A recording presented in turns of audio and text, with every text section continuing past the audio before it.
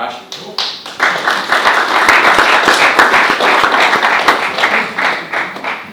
Appreciate it, Matt. Mr. Kresko, yeah, like Matt said, I've worked with Matt for many, many, many years now. If you guys know any people that want a job, please let me know. Let me know. Jobs. We're always hiring. Had to get my little punch in for Matt. Just a show of hands, though, so I know kind of who's all in the room. How many of you guys actually own your own business? Raise your hand. Okay, cool. So we got a lot of entrepreneurs. How many of you guys are trying to start your own business within the next 5 years? Raise your hand. Got a few people in the room on that? All right, cool.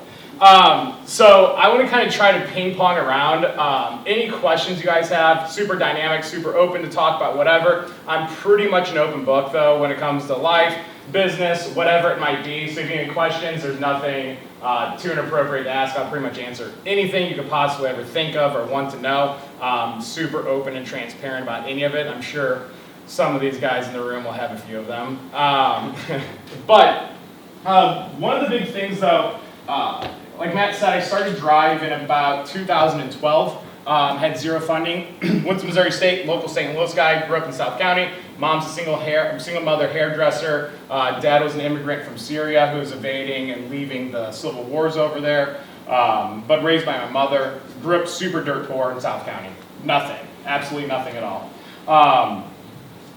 Started doing that, did a lot of event marketing for Red Bull, threw some parties in college, realized that I thought I wanted to open and start a bar. So when I was 22, built a bar for my college project. It's a little place in Soulard. Ended up realizing being a bar owner sucks, right?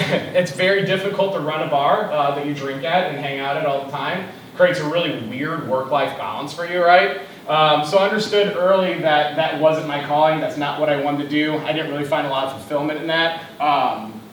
And kind of started figuring out where the hole in the gap in the market is, right? What should I do? After I got out of that, my biggest thing that I wanted to focus on is where was the opportunity at in order to scale something that no one else was really doing yet. If you guys remember though, back in 2012, the iPhone just came out in 2009. So starting an advertising agency, specifically social media dominant, in 2011, 2012 was pretty much insane because iPhones just came out. So social and digital was just transferring from a desktop computer, where Matt sat in his mom's basement, on a CRT TV, thick yellow thing, and sat there and talked to girls on AIM, And then it transformed into, he's still on AIM. It's like Pin Daddy 12, I think, was your AIM name. So it was really transforming though, and I saw the kind of a shift where the attention span was going, and then putting it in the palm of your pocket. I'm a huge component. I love to focus on businesses that are human-based, right? Because you don't have a product. We sell air. That's it. It takes a nerd and a MacBook and a cool guy or girl to go sell the product, right? And we sell air. We sell ideas. We sell thought processes. So scalability becomes easier than what I thought in the beginning. And that was one of my big first life lessons, is that there's never the right time to scale. Never is. There will always be reasons why you shouldn't scale, why it's going to disrupt you, why it's not the right time. Those are all just excuses. From my first office to my second office, we wasted about 5 years. And then we started to realize that, hey, it's never going to be the right time. When we opened our second office in Nashville specifically, it was kind of like a roll of the dice. My VP of operations, who's my VP of operations now, she's now my COO. She was married, and she called me. She's like, "I'm having a kid," and we were at that age where I was like, "Is this good or bad?" Right? And so she's like, "It's good. My husband." All right, okay, cool. All right. And she's like, "Bad news is though, I'm moving to Nashville, right? We're in St. Louis. You got to be here to work here." And so I kind of just spewed it out because I talk a lot off the cuff, and I was like, "We'll open in Nashville," right? And then we started opening an office in Nashville. Because one of the big things that you have to think about in life, and there's going to be a lot of people that come into it, some people in your life for a reason, some stay for a season, and some stay for a lifetime, right? And you really have to be evaluating that when you're looking at your employees. Is this person here for a season? Are they here for a reason, for a change that I need to make personally as a leader, right? Or are they here for a lifetime? And a lot of those people that you're going to work with or partner with or be employees for, right, you're just the reason for a mind shift moment. But that few 3% of people that are here for a lifetime, you do whatever the fuck it takes to keep that person, to make that person happy, and you treat them like a partner even though they're not, right? And I really do live by that.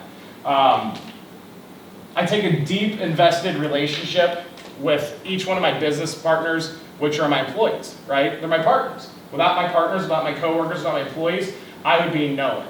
You know, now as we've scaled, I have 210, 215 employees across the country, between St. Louis, Nashville, Miami, Atlanta. Tampa's opening in like 3 months, and Dallas is opening in February. Then we're moving to Scottsdale and San Diego. But those people, though, that are with me for a lifetime are the people who are moving around the country for me, right? Uplifting their lives and moving across the board. It's easy to sell social media. It's easy to sell whatever your widget is. It's much more difficult to sell someone's life, right? And that's what you are doing as a leader, is you're selling someone to follow your life mission and your life goal, right? And that's one of the big reasons why whenever I find those employees that are here for a lifetime, that I do whatever it takes to keep them happy and to push them in the direction they need to go to, because that employee is giving up their goals, you know, their ideas, their dreams, to help hop on your train and run with it. And so I really do believe in that a lot of people are here for a lifetime, a reason, or a period of time. Now, it becomes challenging, though, as you're scaling this, to determine what people are here for what, right? And making sure that they stay on that trajectory is a very difficult thing. You know, over the past 10 years that I've done this, probably have had 600, 700 employees. And there's a lot of them that I thought they were going to be here for a lifetime, and they weren't. They weren't the right fit. They were only here for a season. And so you really have to think about that and focus on that, is how to identify those warning signs that someone's going from a lifetime to a season, and how to identify if somebody's going from a season to a reason, right? And those life lessons, those coaching moments. A lot of times as humans, we stick our heads in the sand and ignore all the warning signs that are going around us. You know, I know every single guy in this room can speak to that with their boyfriends, girlfriends, whatever the fuck you're into. And you think that something's not an issue and brewing and brewing and brewing, you're ignoring it because you're so focused and busy on something else. And then what happens is, though, you change people's career trajectories and their path and then where they're going with you, right? By ignoring that, by being too busy. And that's one of the biggest things I always preach to my partners, my company, my employees, my clients, is that no one is actually busy, right? With a show of hands, how many of you guys watched the Squid Games? Right? Good half the group. How many of you guys watch Netflix? Right? Raise your hand. Everybody in the room. So no one is actually fucking busy, right? And that's the first thing you have to realize in life and sales, is that everybody likes to plan and pretend that they're busy. Right? I've got 200-something employees, we do $30-something million coast to coast, and I still play NHL 2022. Right? Find me on PlayStation, Josh Sam 30, I'll beat you. But I still have time to do that. I still have time to travel, have a girlfriend in California, and then go across the country and do all this stuff. You know, this morning I woke up in Cali in LA at 4 a.m., hammered out a bunch of meetings, flew here, hopped right off the plane, did 2 meetings, then another talk right before this, and now I'm here with you guys, and I'm going to dinner with 4 more employees right after that. So you always have more time, right? But the big thing that poor people say is, I don't have time and I don't have money. What I call that is dead in the water. So if you're somebody that doesn't have a lot of money, doesn't have a lot of capital, and you're trying to start something up or grow into something, you better have a fuck ton of time. Because if you don't have time and you don't have money, you will never go anywhere. Now, if you have time and you have money, you can get lightning in a bottle and move fast, right? So you gotta be thinking about that for yourself. Which one is it? And back when I started my Nashville office, you know, I had a lot of time. I didn't have a lot of money. I had almost no money when I did that. You know, I dumped every dollar that I had left over into that market to open that office up there, you know? And we started with a very, very small, it was like a musician recording studio. If you guys are familiar with downtown Nashville, It's right downtown. It's, I forget what it was, but Exit 6, like music studio. And they had people literally recording guitars, and we're on like client meetings in a room next to them that was like the size of a closet. Just to get that office up and running, we dumped everything into it. But I had a shit ton of time. So I would drive from St. Louis to Nashville, and I would do some meetings in the morning in St. Louis, get in the car, drive to Nashville, do employee meetings after hours. When I got there, it's a 4-hour drive, 5-hour drive. And the next morning, do meetings, takeovers, selling deals, and then head back, ride in the car, drive back to St. Louis. Because I had time, I didn't have money, right? And then the money starts stacking, now you're taking 45-minute flights. Then I start closing deals in 2 cities at the same time. And that's where you got to really dive in and grab those employees that are there for a reason, right? And there's a lot of employees that taught me a lot of valuable lessons over the years of what loyalty really means, what loyalty really looks like. You know, and I would say one of my biggest mistakes as an owner that I made is that I would constantly do whatever I could to make employees happy whenever they brought it to me, but then bastardize those lifelong employees that were there for the lifetime because they didn't complain, right? And so what ended up happening was I started creating a culture, though, of complainers. The more you complain, the more you get, right? And the people that are good to you, the less they get, because they're just being normal people and not sacks of shit like the other people are. It took me years to figure this out, though. I spent a ton of money chasing after people to try to make them happy that really were just there for a reason, right? Recruit better, hire better, interview better, be fast to fire, slow to hire, right? A lot of those mentalities came from that. But when you're scaling those businesses, you always have to go back to those core principles and really, really think about that and really put yourself in the position of not just your customer, but your employee. I'm so heavily employee focused and centric now. And a lot of the line level people in my company don't even realize it because I'm passing it down now through multiple layers of people. Right? But my whole focus right now as a boss isn't client acquisition. It's employee acquisition. It's retaining and flipping employees from being there in the moment to being there for a season and then being there for a lifetime. I want lifetime employees. I want it to be like, this is my only career. I have no other options. And I like to tell some of my sales guys this, I will ruin you. You will never be allowed to go get a job anywhere else because you are so groomed for my organization, you are fucked. Because once that happens, though, you have a lifetime employee now. They're unhireable because they are groomed specifically for you. And so over the years, though, it's taken me many years, it costs a shit ton of money to go into that thought process and ideology. But the faster you realize that no one's actually busy, the faster the excuses start falling off. And so what I like to do with a lot of my leaders I drive is I'll tell them, write on a board, right? Go on the board and on your pieces of paper, write down 40 years from now, what do you look like? Are you still a little fat, right? You more in shape? What are your hobbies? What are your goals? You married? Are you not married? Where do you want to be in 40 years from now? What does that version of you look like? What does the best version of you look like 40 years from now? Not just the version you think you're going to be, but what does the best version of you look like, right? Maybe Matt gets hair transplants and all of a sudden he's got like long dreadlocks or whatever going on, right? Totally got confidence. But now think about that for your business, or think about that for your personal income. Where do you want to be 40 years from now in your personal income? 30 years from now in your personal income, 20 years from now for some of the guys that are a little bit older, right? Where do you want to be at financially? Take that number down, write it down. How do I do it in 10? Time or money, right? How do I do this in 10 years? And then that's your goal. Your goal for 10 years should not be what your 10-year goal is. Your goal for 10 years should be what your 2 or 3 year, your 10-year goal should be your 2 or 3 year goal, right? Your 30 or 40-year goal should be your 10-year goal. How do I do it faster? Because being busy is just an illusion, right? No one is actually ever busy. You don't need the 30 years, you don't need the 40 years to do it. So for me, my goal was to get Drive to $100 million, right? That was my 30-year goal, was to get Drive to $100 million. Didn't do it in 10. A lot of bumps along the way, a lot of life lessons, a lot of learning experiences, a lot of blood, sweat, tears, and cries. But I figured out what the foundation is, right? Originally, when we started this, our thought process was we open one hub, we open one office, and we service that one office, and we'll do everything virtually, right? The virtual world will really get us there.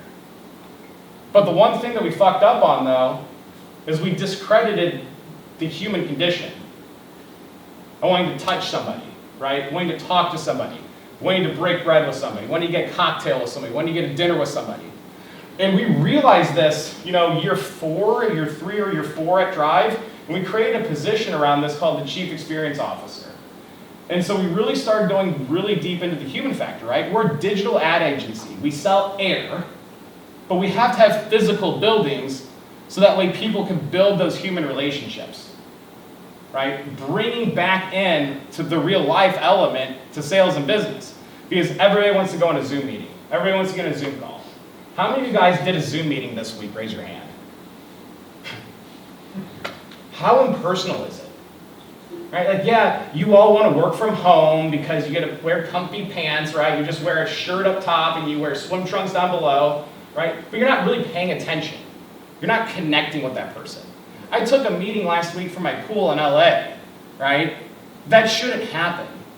How can you ever bond with somebody and really give them a good service or good product or really care about them if you don't even care to put fucking pants on? And so we realized this, though, early on, that the technology was pushing people this way, and a lot of my competitors were going national, but just having hubs and outbound calling from there. And so we wanted to flip it and do the inverse of it, go back to the basics, and do it all in person. So that way we can have a competitive advantage just being in real life. And then we started to slap experiences into it. So one of the things that we're more notorious for with our clients is that we have a chief experience officer, and their entire job is only to try to figure out what's something cool that this person would like. And let's do it, no matter the cost, right? Cost aside, clients are clients. It's not this one pays me this much money, this one pays me this much money. It's a client, it's a client. What can we do that's a cool experience for them? So we've taken clients everywhere from skydiving, right, to NBA games, to hitting baseballs in Busch Stadium, to skating at the Enterprise Center on the ice and shooting goals. Anything and everything you could possibly ever imagine, we've tried and attempted to do with our clients, with unlimited expenses with it behind it. And the thought process with it is one of two things will happen. Either I'll get a partner for life that will always remember their experience with me as long as I give a good service, as long as I give a good product. I'll have a partner for life because no other vendor is going to match that relationship. Or I'm going to get an employee for life because how many jobs do you get to go skydiving for free to go hang out with the client? As long as I get one of those two from those transactions and don't go broke doing it, right, that builds relationships for life, and hopefully I can kill two birds with one stone. And so we really duplicated that across the company, though, on pushing an expansion out, is making our focus of our business the humans inside of it, and not as much about the profitability, right? It's all about the human side of it. Now, you still have to take profit into consideration, right? You still have to take money home. That's my job, not my employees' jobs, right? So I have to figure out that puzzle. I've got to crack that code as the leader. Anybody have any questions yet? Questions? Bueller? Anything? Do you have any extra open spots for that 4-person dinner after this? Or? Yeah, you can come with us. Okay. Yeah. Tim, you can call you and see if we can bump it up with you. I'm kidding. My wife. No, he'll do it. No, you're coming to dinner now. Yeah. I got a question. Yeah, go ahead. You started in 2012, right? Correct. So 10 years on the dot. Yep. What did Josh look like in 2012, both physically Fat. and Fat as fuck. Thank you. But more importantly, mentally, right? Like going from that to not only where the company is now, where you are now, how has, I mean, we talked about the money, how that shifted. Obviously, Drive's a lot bigger, your pocket was bigger. What is your mentality? How has your mentality shifted in terms of your confidence and just in terms of who you are as an individual in 10 years in doing that? I mean, I was a child. When I first started Drive, I was legitimately a fat child. You know, I was about 285 pounds. I'm about 190 right now. I was super out of shape, super out of weight. I used to live at the Laurel off Wash Ave. For my people that are familiar, right next to the Dome. I'd get winded walking here. I'm like, oh my God, it's a long walk. And I think it's like 3 blocks. So I was really out of shape. And I was mentally lazy. I was super mentally lazy. Like, I knew I had something that I wanted to do, and I knew I had a product, but I couldn't figure out how to expand and sell past myself. And so that's really one of the big reasons why I brought in a partner. You know, I thought I needed capital, but I really needed a babysitter. And so when I started the business myself, you know, it's kind of, most people know about this now. When I sold the bar, I took a shit ton of money, went to Vegas, blew like 75 grand and had no backup plan at like 22, 23 years old. And then came back and was like, oh no, I need money to live.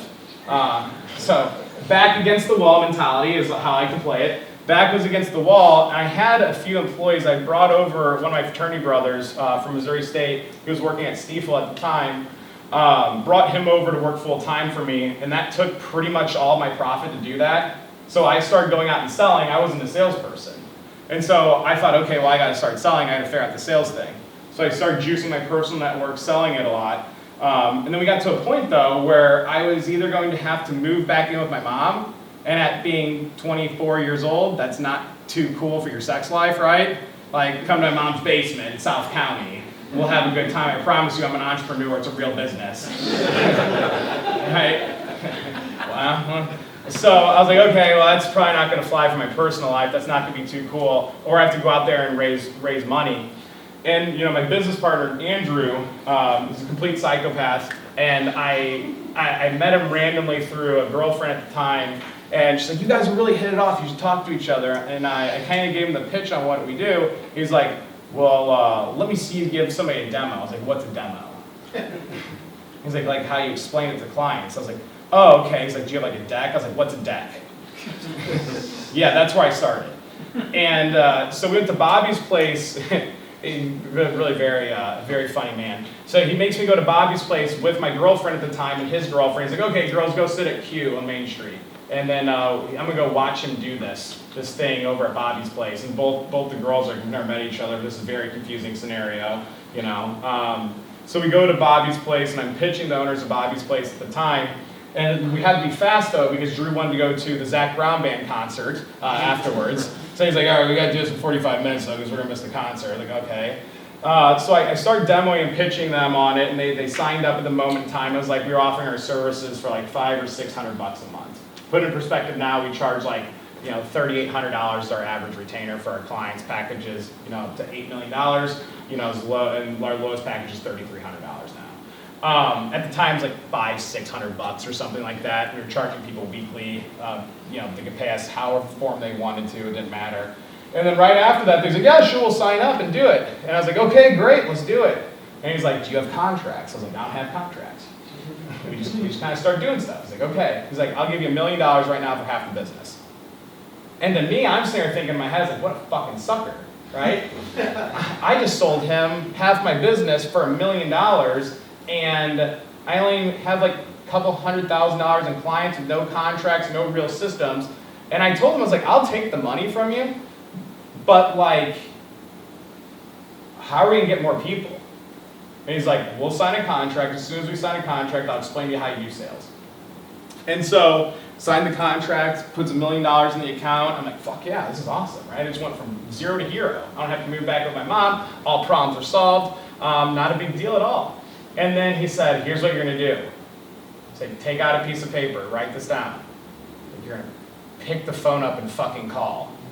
I was like, what? He's like, yeah, go on Google and find every business you can and just start calling and say, what are you doing? Hey, can I come out there and show you what we're doing? And he's like, that's all you have to do. And so we literally went back to his apartment at the time, which was also on Wash Ave, and he's like, watch. He pulls up Yelp, pulls the first bar and restaurant up. He's like, hey, my name's Andrew from Drive Social Media. I wanted to come out there and talk about how you can make money off social media marketing. Can I come by today, 30 minutes, 40 minutes from now? First person said, nope, hung up the phone. It's like, huh, look at that, didn't work. Did it 2 or 3 more times and booked a meeting.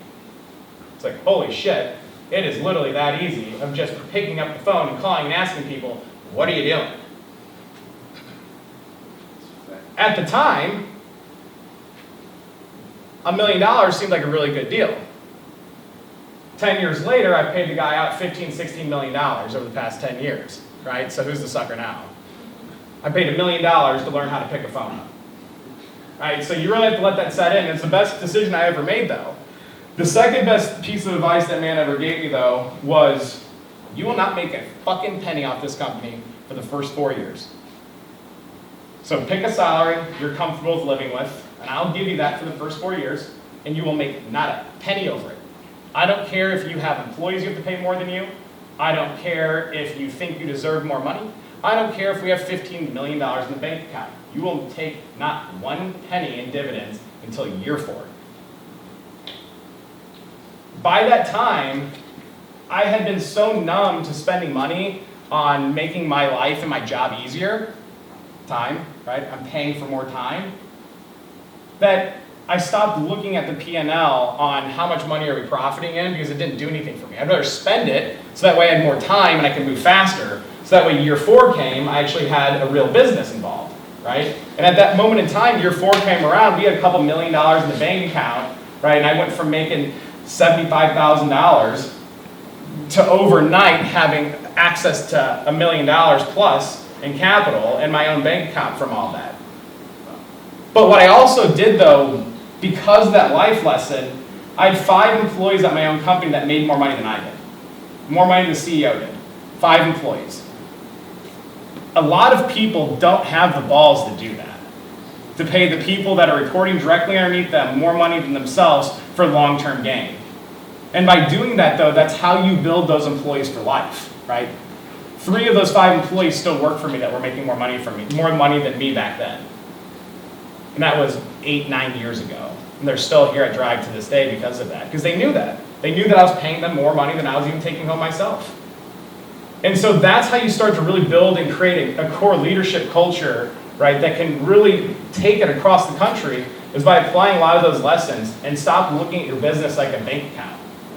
And those were some of the biggest mind shift moments that I had. When I first started the company, I was thinking so heavy about how can I make $1 for myself, as opposed to how can I make $1 for my company, and how can I spend that dollar on somebody else to make me more dollars back in, right? To the point now where how many people are trying to recruit right now for sales? How many people? Anybody know? 20-something. 20-something people right now, right? That's equivalent to like, how much money in salaries is that, ish? Whatever 20 times $55,000 to $60,000 is. A lot. Good chunk of change, right, on that note. And I'm begging Matt to do his job. Like, Matt, please fucking give me people, right? And so I'm begging people to take my money because it's going to then pay back off in the long term, the long scheme of things. So you have to stop focusing on living inside of your business and focusing on scaling the business first. And that's one of the big pieces I always talk to my employees about is like work-life balance. Work-life balance is for fucking old people. I hate to break it to you guys. If you're under 50 years old, shut the fuck up about work-life balance. Why are you selling yourself this myth? You wake up in the morning, you go work out, you did that for yourself. Guess what? You go to the office, you go across the street, you fuck around, that's for yourself. You eat lunch, that's for yourself, right? You go home, you eat dinner, you watch Netflix. All those things are for yourself. If you have a 40-year career ahead of you, right? You're 20 years old, you retire when you're 60. That's young. Retire at 60 is young, right? Grant Cardone's like 67 and he's still fucking going. And so you gotta realize though, if you work from 20 to 60, that's 40 years. Why the fuck are you worried about work-life balance in the first 10 years of your career? Crazy to me, right? That's for the back half of your career. That's Albert Pujols coming back to St. Louis bad as shit, just trying to jack home runs for $2.5 billion. Right? That's the back half of your career. That's your work-life balance. It is not on the front end of your career. And so when you hear people say that to you, I'm sorry, you're just not a good fit for me. Right? You're not a good fit for me. I work 90 to 100 hours a week regularly, but I love what I do. And that's why you have to find something that you love what you do. But when you find those employees, again, that are under the age of 50, and they're talking to you about work-life balance, you have one or two options. Fire them immediately, or teach them what real work-life balance is, starting heavy with work and easing as your career goes. Not work-life balance for 23, right? That doesn't make any fucking sense. You gotta take the approach of fire immediately, or coach and train and mentor and do all of these things with them. A lot of times to get people to understand that though, you have to have them hold your pocket, right? You're gonna come hang out with dad for a week. You're gonna see what I do every single day, because it's not as easy as you think it is. You gotta give them a look behind the curtain if you really want that employee to work out. But the other thing you gotta think about though is the reason why this happens is like the same thing as horses, right? I'm gonna tie work-life balance into horses today for you, Matt.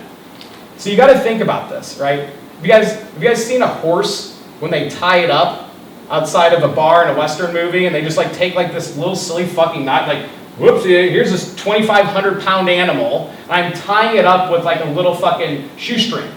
You guys see that in like Western movies and stuff, right? Does that make sense to you? How do they do it? Does anybody know how they do that? Training, right? When they're really young, what do you call it, a young horse? Filly. When they're really young though, they can't rip the thing out of the fucking poles. They tug. They can't pull the pole out of the ground. So as the animal grows and gets bigger, it just sees you tying the knot, thinks it can't do anything, can't rip the whole bench off the wall, and it stays tied up. That's what work-life balance does for you. That's what salaries do for employees. And you have to break that thought process with people, or else they're going to think the rest of their life that this is what they should do, this is what they're going to mount to do, this is who I am. You have to break all those habits that schools teach people, right? That, CNN teaches people, right? That the media teaches people. Because if you don't, you're going to create a cancer fucking nightmare. So I always focus on making sure that whenever I'm doing one-on-ones with my employees, the people that report directly to me, right, I'm always super focused on, do you like what you're doing? Do you want to quit me and become a firefighter, right? Where are you going at with your life? What makes you tick? What are you looking to buy right now? And really trying to help them understand that, how usually more work will lead to a better result. I've gotten so crazy to this point in time with a lot of this stuff, is I start making deals with employees, and I've started making deals with employees now where I've guaranteed them salaries. And say, hey, yeah, you want to make $140,000 this year? I'll guarantee you the $140,000. No matter what you do, guarantee that you do it. What happens is that person feels so fucking indebted from me doing that and giving them exactly what they want, they end up hitting it on their own, naturally. Because the risk is now off their back. Right? And it's trying to figure out what the obstacle is to remove that. And again, I only do that type of stuff for my lifelong people, right? The people that are staying with me for life. I would never do that for a person that's here for the moment. But if I have somebody that's a lifelong person and they need $140,000 for whatever reason, they waved their magic wand that day and said, I want 140 grand today. If I can give them that guarantee and they are that person to me, 9 times out of 10, that person is going to do exactly what they would have done anyway, is hit the goal, and it doesn't even matter. Or you give somebody a little extra money 1 year earlier to keep that lifelong employee, right? To prevent him from quitting to become a firefighter, right? And that's one of the big things you got to really focus on, is identifying those people and figuring out what makes them tick. Time? Good? Yeah. We got it. Cool. Yeah, so Josh, obviously whenever you were on our podcast, you talked a lot about the chief experience officer then too. And the one thing that you didn't mention then was the fact that you have 210 employees, you said now. Ish, something like that, plus or minus a few. But you've had 700 to 800. Yeah. Right? And so clearly one of the big indicators is, all right, if someone's under 50 and they're talking about work-life balance, all right, either got to coach them up or coach them out. Yep. But more early on, like you had a couple of those lifers which were great, they saw your vision early on, but for those people that didn't see your vision, and for a lot of people in here, including myself, who have employees or don't have nearly the amount that you do, I guess how what was your process to try and get these people in here, help them see your vision? Yeah. So that way you had more people bought in. I'm the wrong person to ask that question to because I almost had a mass exodus like 2 years into my company, honestly. So Facebook had a big change, a big strategy shift. They went from an auto algorithm where they showed all the content to everybody, and they switched to an edge rank algorithm. And so non-nerdy stuff, what that means is when you post shit on Facebook, no one sees it anymore, right? So we identified this, and I went to the whole company, and I was like, listen, ads came out, we're pivoting the entire company overnight. We used to do non-paid posts. No more. We're not doing that anymore. All 15 of our clients, right? We're not doing that anymore. It's stupid. It doesn't work anymore. Technology's changed. We're doing paid ads now. We're going to call every one of our clients and tell them they have to pay us $300 more a month, and so we can strip this paid ad strategy. We're on 100% pay to play. Out of all of our employees, like 80% of them started a mutiny and said they were on walkout and quit at this exact same time. Said I was absolutely insane and crazy. Called my business partner, like he needs to be out. He needs to be gone, right? He's lost his mind. He's tethered off the planet. This will never work. My business partner sat me down. He's like, how confident are you in it? I was like, I'm 100% confident in it. What ended up happening is 50% of the staff left and quit. 50% overnight left. The other 50% that stayed, we built 100% around them. Right? And those 50% of people, just for a fun fact, you guys, the 50% of those people that quit and left, none of them are even doing remotely close to what they would have been doing in my company. The people that were and that did stay are making over $300,000 a drive now. Those other people that quit and left, not even remotely close to it. So it really is about purging out those people and letting those people walk, right? A lot of times as a leader, as an owner, people aren't going to understand your vision. You have to be laser focused, you have to know your shit, right? Most of those people, 90% of those people aren't going to understand where you're going with it because they're in the bottom of the Titanic. And they're telling you, oh, we're fine, we're not going to hit a rock, no big deal. They can't even see the fucking water. And so you have to remember that as an owner that's in tune with their business, you don't have to listen to everybody's opinion, just the people that are your core, right? That are going to always be there for you. And so it's more about weeding out the people that don't support that ideology than it is about vetting anything else and building around, right? Fast to fire, slow to hire. Anything else? I'll answer anything. What's up, Josh? How you doing, bud? Hunger. Like, did you ever hit a goal, like from a revenue perspective? You know, what made you obviously love what you do, but what kind of made you get up and tick and drive? You know, Being a piece of shit from South County, right? Yeah. Being a piece of shit from South County, right? I remember, honestly, that's how I am though. Like I grew up in South County, dirt poor, right? I went to Melville High School, if you guys are familiar. Like I didn't go to a fancy high school, I didn't go to a fancy college, I went to Missouri State. And like I just remember going to like Napoli, being 21, and then everybody looked at you like, why the fuck are you here? You know? And I just wanted to bury those people into the ground. So much to the point today that Napoli's one of my clients now. But I just wanted to bury those people in the fucking ground, the mommy and daddy money. And it's like, I will not stop until I've proven to every single one of those people, it doesn't matter if you went to Vianney or DeSmet or wherever Matt went. Where'd you go? St. Mary's, that's right. Doesn't matter what school you went to, doesn't matter how rich your parents were, like you will not outwork me at all ever. Like I'm really weird about celebrating victories. Like I don't do it. I don't like attention. I hate it at all. Like it does not match my personal brand. I don't like it in the professional world. Like I don't celebrate any victories. Like people like, we just opened another office. What are you gonna do to celebrate? Like nothing. I'm gonna go to sleep.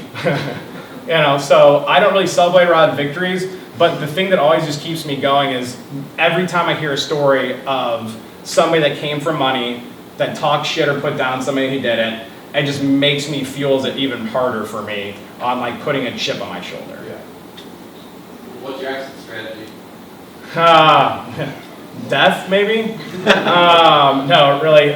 Once we get to the $100 million marker, so 10 offices gets me to 100 million, so that's the reason why we're trying to rapidly expand. $10 million per office, 16 salespeople equate to that, 4 pods get me there. And so I've got a math formula pretty much chalked up to get to the 100 million. Once we approach that 100 million point, or getting close to that 100 million point, I'll feel like, my job here is done. I did it. I'll stay involved as on the board. We'll develop a board. I think our goal is like 70 million. We're going to develop a board. This year we should do about 52 million. If we hit our trajectory and our growth rate, we should do about 52 this year, hopefully. around 70, we'll start electing a board, and then around 100, I'll start to exit out of the company and probably shift further into our software company or start something else. I've been doing this 10 years. It gets a little bit difficult to find the passion, every day saying the same thing over and over and over again. But more so than that, it's everybody else, it's their time, right? I don't ever want to be the owner that stays walking around the hallways like, shackles clacking, like Ebenezer Scrooge. I want to be able to get out whenever time is fit, but not so much on my clock, more so on the development below me. Because if not, I'll lose those people, right? So I've got to carve those positions open for them, more so than for my own sanity. But my goal is right around that $70 million marker to start building that exit strategy and succession plan, and then looking internally, looking externally, how does that look like, and then developing that board and then taking a board and an advisory role to it. So I can spend more time on my software company, public speaking stuff. We're talking about a book right now with me and Steve and John. So focusing on those other projects that I've been kind of bastardizing is something I really need to do. What's your growth rate right now? By percentage or dollars? Growth by percentage. By percentage, what did we do last year? The Inc. Award stuff. It's like 17%. 117% growth rate last year. That's 17%. How drunk are you today? I've been here all day, I got here at 8 o'clock this morning. You put the bar right here. Tell you right it's next to my office. 73% last year. What fuck? Man, I love Was everything you're saying. 112% for 3 years running high. All right, I'm here for you, baby. Thank you, bud. He hasn't seen me in a while. He's excited. We want to celebrate the judges in 112%. town tonight, so I'm excited you're on. Ideally, we're not too far away. Once our Tampa office opens, the really cool part about it is, talking about expansion, the really cool part about it is when we launched in Nashville cost me $2.3 million before I started profiting in Nashville. Miami cost me 1.7 before I started profiting Miami. Our Atlanta office was $519,000 before we started profiting. 100%, right? And so that's when we started really, and the reason why we started scaling faster is because now we have more human capital to pull from, because before we were just tapping our St. Louis leadership and just purging straight to the new market. Now when we open a new market, like our Tampa office, has a few people relocating from St. Louis, a few from Miami, a few from Nashville, one from Atlanta. So we're not draining resources anymore to open a new market. So it makes opening those markets cheaper because we're starting with more tenured people that have already worked at our company. And I'll pretty much do whatever I can to get those employees to move. I'll cut whatever deal that I have to cut with them. Whether or not I have to fly you back and forth between St. Louis and Dallas every week, right? Whether or not I have to give you a crazy signing bonus, whatever, let you hackle me in the back drunk, right? Whatever it is. I'll get you to Dallas somewhere. Was there anything specifically that helps you get the mindset that you currently have outside of just doing? Honestly. As weird as it sounds, it's funny because people ask me that all the time. It's like, what books do you read? And it's like, I get that all, this is the number one question I always get asked, what books do you read? None. I read nothing. I really don't. And I get people laugh at me all the time for it because I talk to all these business owners and high-level employees, like C-level employees, and they have like all this contradicting ideology. And it's like, I'll hear a little Tony Robbins shit, and then I'll hear a little Grant Cardone stuff, and then I'll hear some crazy Wolf of Wall Street shit. It's like, this doesn't even make sense at all. And then what ends up happening is people have this ball of ideology and none of it fits together anymore.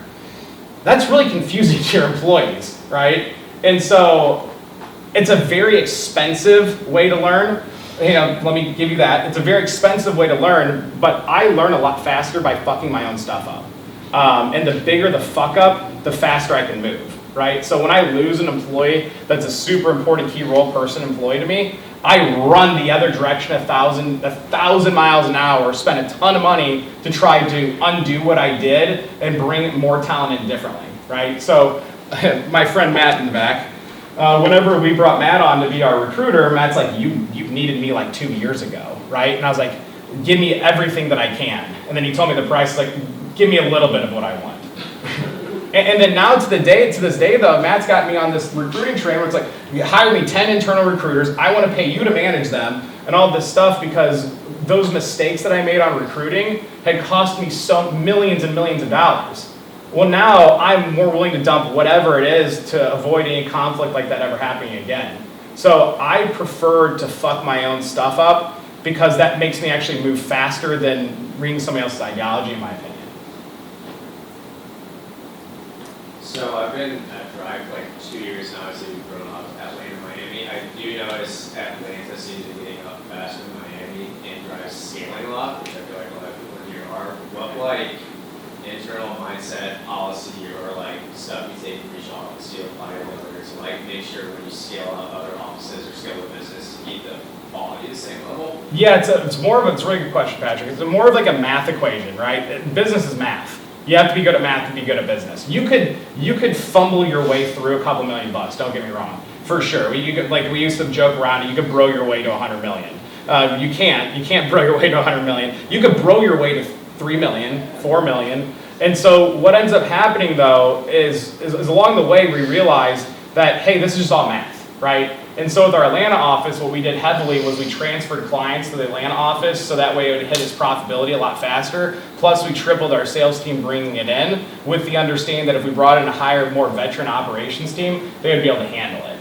And so our director that we brought into Atlanta just got done opening our office in Miami. So he was kind of like weathered for the storm, right? He went to World War I and he's turned right back around and going and shipping back out. So he kind of understood what was going to happen to him when we did it, and then we doubled our sales team going into it, and so that way we had the more tenured people on the operations side, the higher volume, the higher velocity of sales. If you guys are in like what we're in contract businesses, right? We have residual revenue from all of our partners. All of our partners go on 12-month, 18-month agreements. So when we start an office, we have no terminations for the first 12 to 18 months. And so that's our sweet spot. That's our opportunity to really jump as far as we can in that first 12 to 18 months because you have no clients that are burning off because no one can cancel because you're in commitments and contracts. Sure, you have a handful of people that are pieces of shit and don't pay their bills, right? It's going to happen. But for a majority part of it, you have no attrition yet. And so our thought process is move as fast as we can before attrition kicks in. So that way, once attrition kicks in, you're already good. And so we really just look at it from a math perspective of how many business developers do we need to bring in versus what our attrition rate will be based off historical data in 12 to 18 months, depending on term length, and then just do the math on where you want to be at. And that's our biggest goal. The other big shift that we've started to make is micro positions, and I've really ran with it. Before at Drive, there was just like, you were a graphic designer, and then you had a boss. What I've learned is that people prefer to get smaller micro incentives, even if they're fake bullshit titles, right? From a graphic designer to a senior graphic designer. It means fucking nothing, right? You get it just by breathing. And you get an extra $2-3 grand here, but you get to go home to your mommy and daddy and say, I got a promotion. I'm a senior graphic designer now, right? And then now, though, you go and tell all your friends and your family you got a promotion at work, because who hides a fucking promotion? Now you have to have a positive sentiment, though, to every single person in your personal life. So it makes it really difficult for you to go home to bitch to your wife, husband, sister, plant, dog, whatever it is, and bitch about your job whenever you were just so excited about a promotion, right? So it buys you a little bit more tenure to help develop those employees that are kind of on the border if you want to keep them or not keep them. If they get some type of tenure raise, right, that everybody gets, but they feel special because they get a title change, and they can go tell everybody they got a title change, you buy a little bit more time for development, and then you keep scaling people up. And so now you have an organization like at Drive, you know, we're going to have associate graphic designers, senior graphic designers, associate directors, associate vice presidents. It's the same amount of money, but now there's 7 different promotions you can get as opposed to 1. And we've realized over the years that allowing those micro promotions makes so much more sense for us because that makes your employees a lot happier. But the biggest thing, though, is that makes them a beacon of like being a positive brand ambassador for your company. Because what do? You have a bad day at work, you go home and bitch to your spouse. Like, fuck J5, work sucked today. All right, this is what fucking happened to me. And then you go massage your fucking back, right, and tell you it's gonna be all right. Those spouses cause more turnover at your company than you could ever fucking imagine, right? Stop dealing with Marshall, right? He's a fucking dickhead, right? Stop dealing with Rocky, he's a dickhead. Whatever it might be. And so you gotta understand that those spouses are your biggest enemy. And how do you flip those people to now be advocates, right? Well, change the narrative between the employee and the spouse with promotions, cool shit, right? Cool events, cool parties, cool promotions, right? Trying to do all those things that you can for that employee at work. So when they come home, the spouse now becomes an ally. Questions about that? Do salespeople still cold call? Oh yeah, fuck yeah. No, everybody that's in my age demographic and breakdown thinks they can hide behind a computer screen. And so we pound the phones. We made 38,000 phone calls last month. I get tired of calling and all that. Fuck yeah. How does your company know when I turn on ads? They call me when I turn on Facebook ads. Through the private, what's called the info and ad section. So if you go to your Facebook page, click info and ads. Yeah, it's so all I can't displayed. delete that or something. You can't delete it. It's public. Facebook keeps it public. Yeah. Cool. Yeah, we pound the phones. We do tons of phone calls. We get a lot of inbound too, but a majority of our stuff is just pounding the phones. But what are you doing? What's I going can on? tell your people to get past the gatekeeper, because your gatekeepers are good. Yeah, I'm impossible to get a hold of. We look up cell phones. So we have a company called Fast People Search, and you type anybody's name into Fast People Search, and it'll give you their cell phone number. And so we call directly to cell phones. Yeah, if you go to fastpeoplesearch.com, free cell phone numbers. And so fuck calling the business. We'll call you on your cell phone. When people are like, how'd you get my cell phone number? Like, the internet. Like, oh, cool. We'll argue on the sewer. Yeah, buddy. We'll talk about it later. Always ready. That's where time's up, Matt. We got a dinner reservation. Well, any more questions, guys?